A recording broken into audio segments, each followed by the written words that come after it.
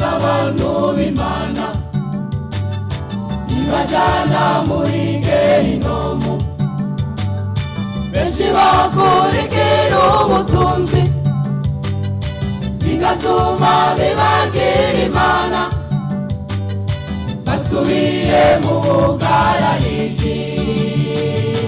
Inzira z'abantu b'Imana ibajyana muri Gehinomu, benshi bakurikira ubutunzi bigatuma bibagira Imana, basubiye mu bugarariji.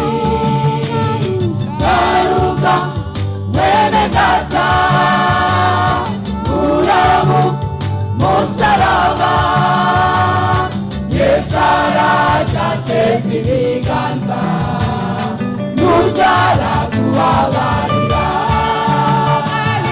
Garuka mwene data, urabu musaraba, Yesu aracyateza ibiganza, ntuzara kubabarira.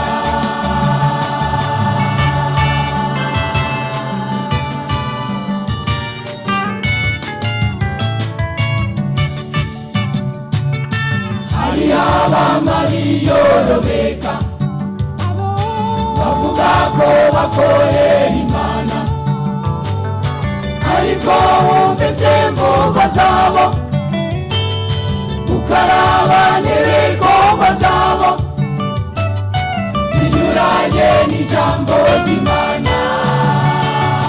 Hari abamariyorobeka bavuga ko bakorera Imana, ariko wumvise imvugo zabo, ukaraba n'ibikorwa byabo, binyuranye n'ijambo ry'Imana. Garuka mwene data, urabu musaraba, Yesu aracyateza ibiganza, ntuzara kubabarira.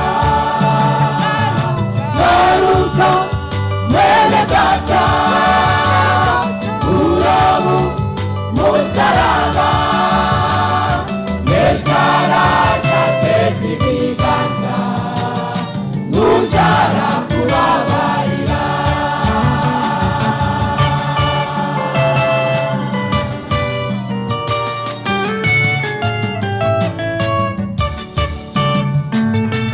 Abo bantu bazobona ibara, baraburirwa ariko ntibumva. Satani yarabatwaye ubwenge, yabatesheje inzira y'Imana, iherezo ryabo ni uguhona. Abo bantu bazobona ibara, baraburirwa ariko ntibumva. Satani yarabatwaye ubwenge, yabatesheje inzira y'Imana, iherezo ryabo ni uguhona.